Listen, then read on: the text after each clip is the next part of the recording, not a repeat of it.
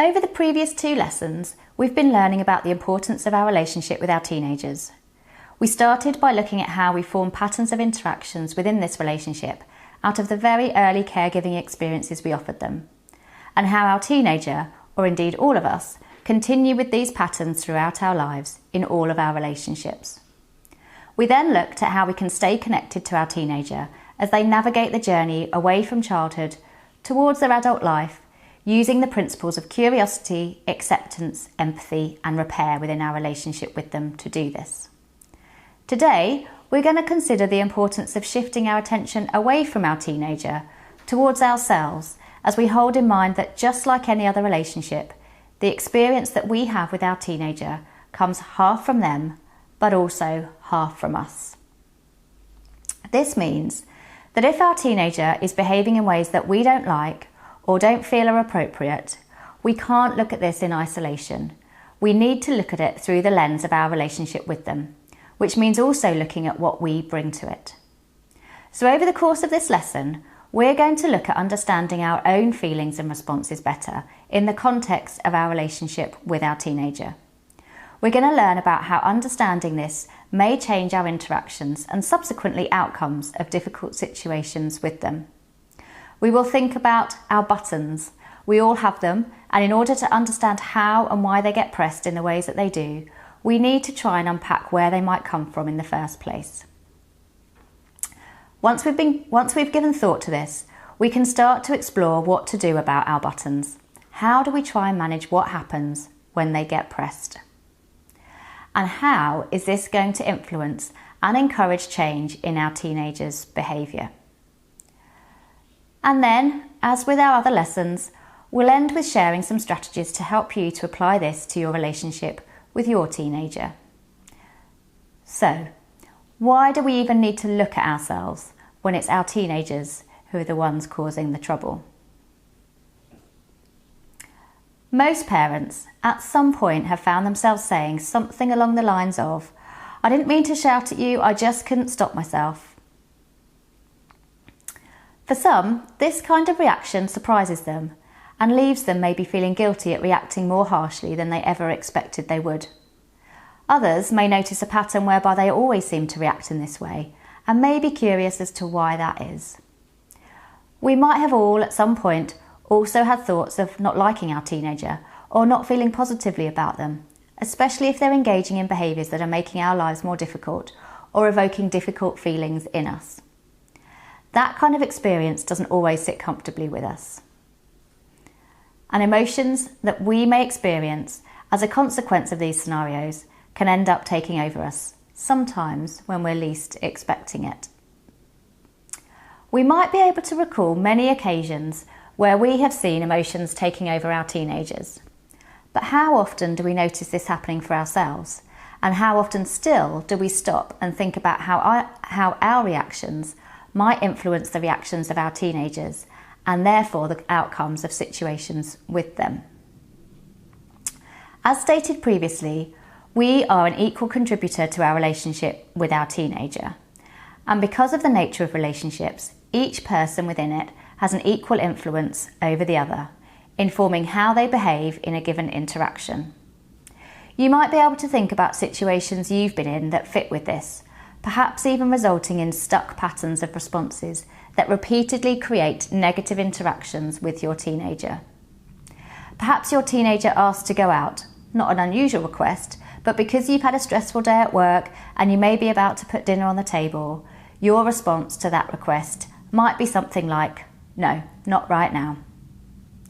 This is then likely to be met with annoyance, frustration, and possibly even anger from your teenager, and a further request for a reason why, which may then be followed by a further response from you that comes from your own place of annoyance, possibly mixed with fatigue, stress, and weariness, which comes out something like, "Just because." Almost inevitably, this then quickly escalates into an argument, possibly with shouting, doors slamming, or even your teenager storming out of the house. In these moments, because of the heightened emotions, we don't have time to stop and think about how we are reacting. We get stuck, we become more inflexible, and we act without staying connected or reflecting on what might be a better response in that situation. And this often means we've gone to our default response, which is perhaps not always the best or most effective one, but can then become a stuck and repeated pattern. This can then leave us feeling guilty and regretful, wishing we could take it back and beating ourselves up for being a terrible parent, but perhaps not knowing what we can do to change things for the next time. This regret can come from our own conscience, or it can come from the pressures that exist all around us to always be the perfect parent with perfectly behaved kids.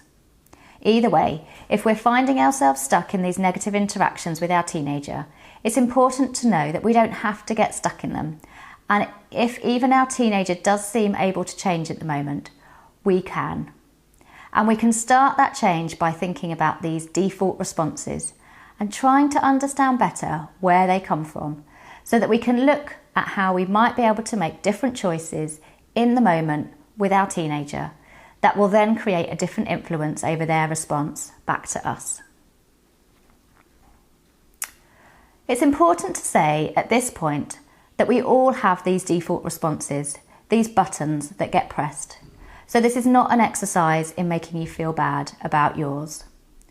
And if you speak to another parent who claims that nothing gets them wound up about their teenager, I would argue that they're not being totally honest with you. What you will learn in this lesson is, rather than stopping this from happening altogether, you can gain better control in those moments when your button does get pressed. That will change how your interactions with your teenager pan out, increasing the likelihood of you achieving your desired outcome of feeling more connected to them and better able to manage their behaviour. So, where do we start? I'm sure we would all agree that we are never left feeling very good about ourselves when we go into these default responses, if these result in the arguments and storming out that I mentioned earlier. If we don't take the opportunity to learn more about ourselves, we're likely to stay stuck in these responses and in the negative interactions that they influence. If, on the other hand, we take these times as information for us to learn from and as opportunities to make better sense of ourselves, we can then become active authors of the future relationship with our teenager. To start on this journey of self-understanding, we can ask ourselves some key questions that relate to our own histories, that we can then develop a better understanding of what we bring to our relationship with our teenager. So, for example, ask yourself things like, what was it like growing up in my family? Who was around and how did we get along? What did I like or not like about how I was parented? How was I disciplined? And how did we communicate with each other? Did I feel safe? Who did I go to for support or care?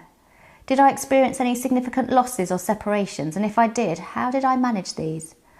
What aspects of my own experiences of being parented did I actively choose to incorporate into my parenting of my own child or children? Finding answers to these kinds of questions may be a fairly easy and straightforward task, or it may be quite a draining and emotional experience, possibly even bringing up very difficult memories for you. If you're finding it emotionally hard identifying the answers, make sure you have good support around you when you're thinking about this, or perhaps wait until a better time when you're feeling stronger to do so. If you've been able to reflect on your answers to these questions, your responses can give you important clues as to your particular default responses and why they are triggered in the ways that they are.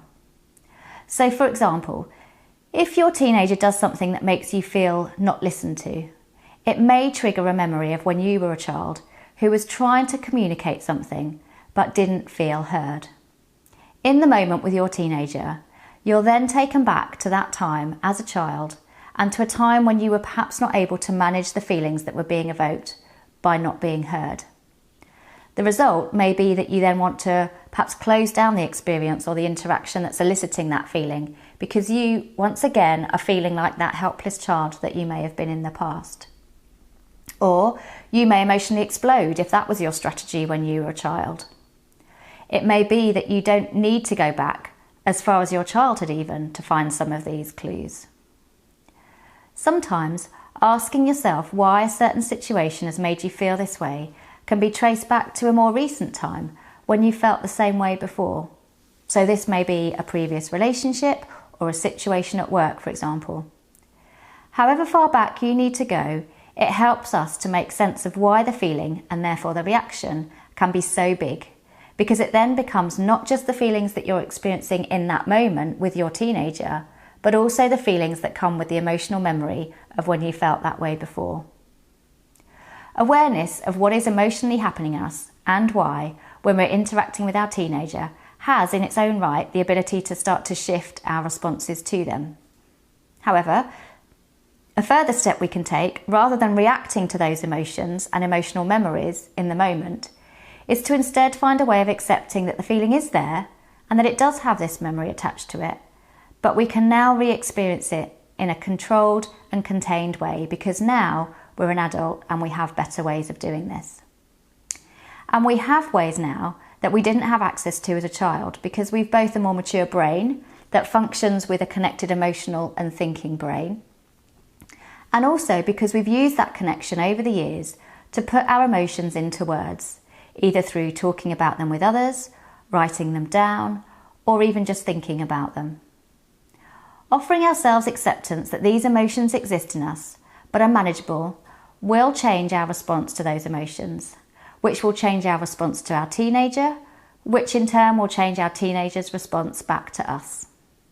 Therefore, shifting the whole interaction and the eventual outcome. So what happens now that you've got an idea what your buttons are and why you have them? If you've managed to trace some of your default responses or buttons back either as far as your childhood or perhaps to a more recent time, you're already doing something great to change the negative interactions that you have with your teenager.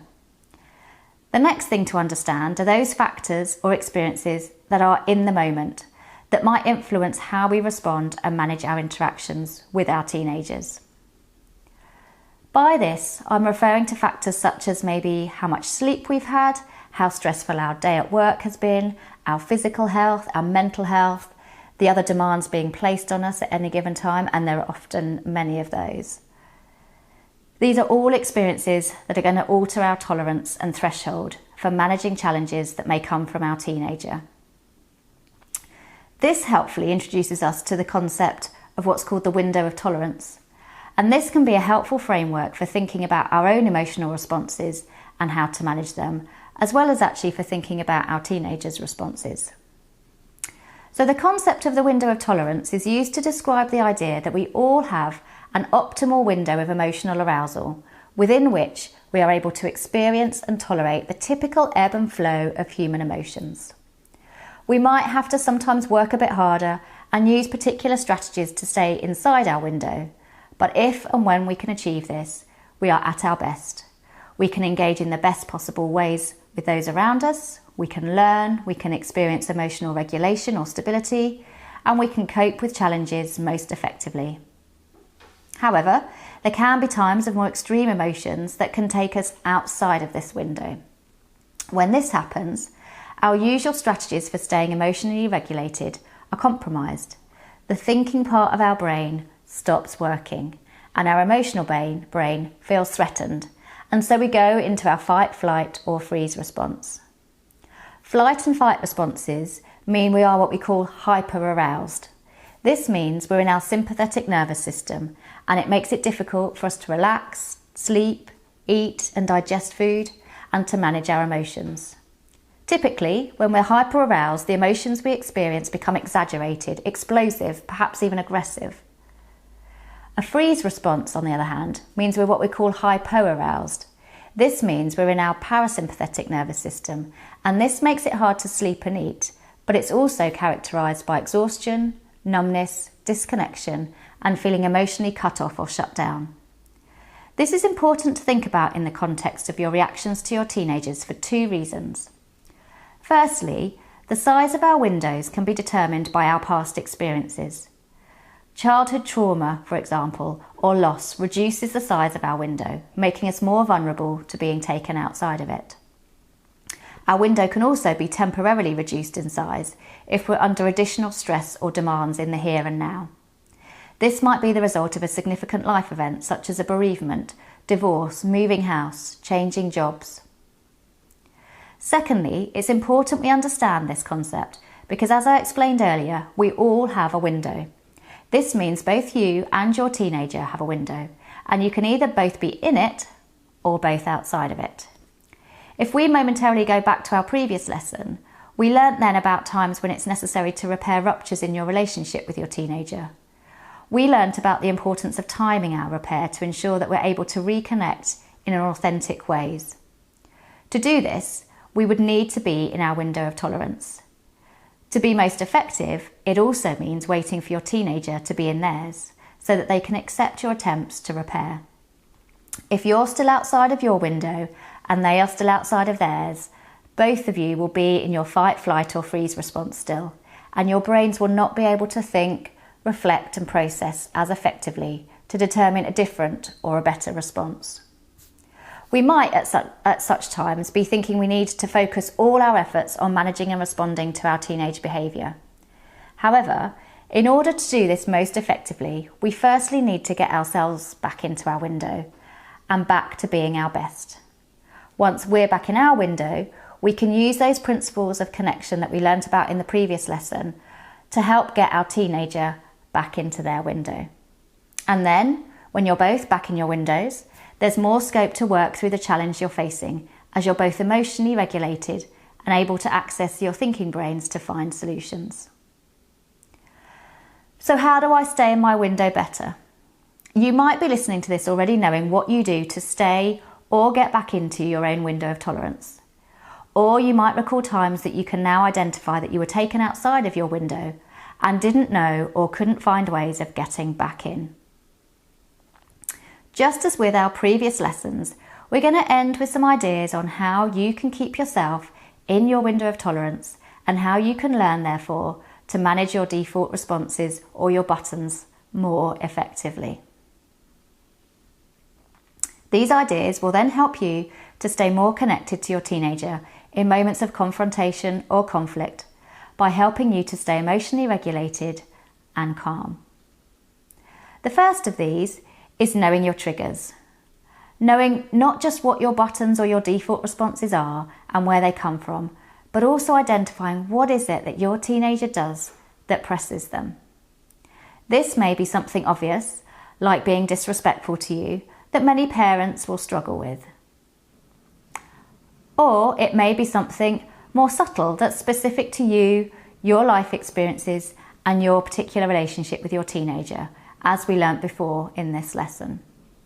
Either way, having this awareness will help you to be familiar with what takes you outside of your window in the first place. Secondly, it's about staying in the here and now. Notice how you're feeling in response to a certain situation. Remember where your default response might be coming from, and that the feeling you are experiencing now might be reminding you of a past feeling, but it's okay, and it's something that you can now be in control of. Connected to this, it might be helpful to think about what may be compromising your window at this point in time. Is it just the situation with your teenager in that moment, or is there something else either in your past or in the here and now which is restricting the size of your window? If so, is this something that you might maybe need some additional help with, either through a friend or a family member, or perhaps a professional if this is related to past trauma or loss? Third, be kind to yourself. Remember that whatever our past story, we all have buttons that our teenagers have learnt very successfully and skillfully how to press.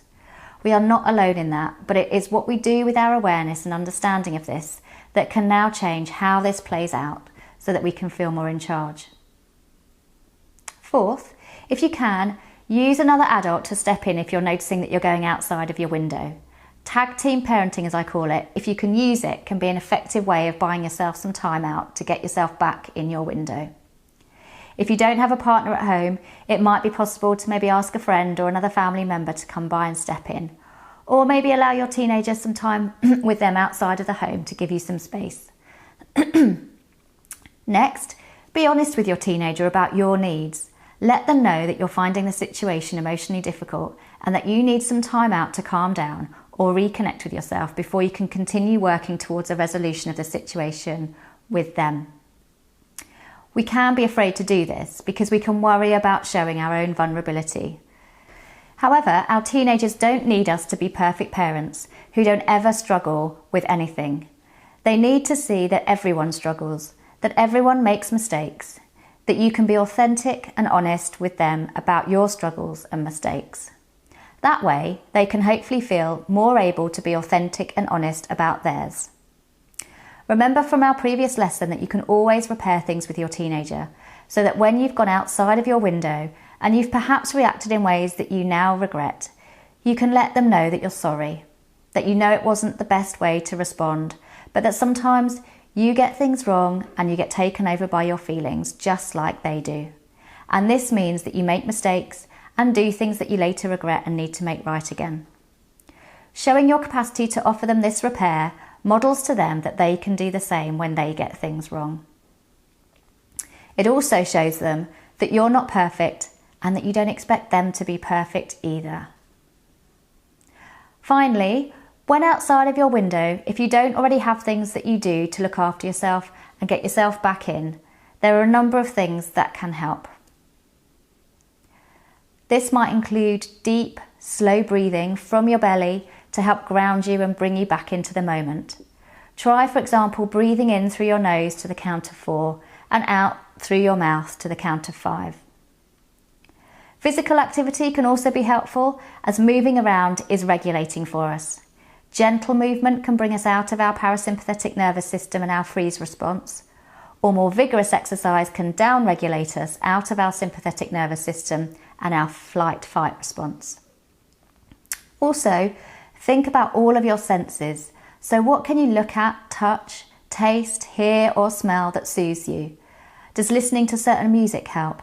Lighting a scented candle, making your favourite food, or wrapping yourself up in a cosy blanket by the fire? The key is finding what works for you. So hopefully this lesson has helped you to build a better awareness and understanding of what it is that you bring to your relationship with your teenager and how you can positively or negatively influence the interactions that you have with them. It's hopefully encouraged you in situations of challenge or confrontation to firstly look at what's happening for you before then looking at what's happening for your teenager, as we learnt about in the previous lesson of this part, that might be influencing your response to them and that will alter how the situation pans out. It has also hopefully reassured you that we won't always respond in ways that we're proud of, but this isn't necessarily our fault.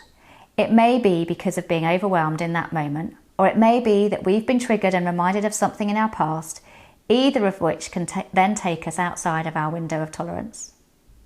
However, remember that by signing up to this course, you're already proving to yourself and to your teenager that you're wanting to work on this, to understand not only them, but yourself better, so that you can be the best parent possible for them for as much of the time as possible. As with our previous lessons, if you feel comfortable doing so, please share any of your observations, experiences or thoughts with us in the comments. We'd really love to hear about your experiences with your teenager and how you're finding these lessons help you to understand and relate to them better. Thanks for watching, and we'll look forward to seeing you in the next lesson.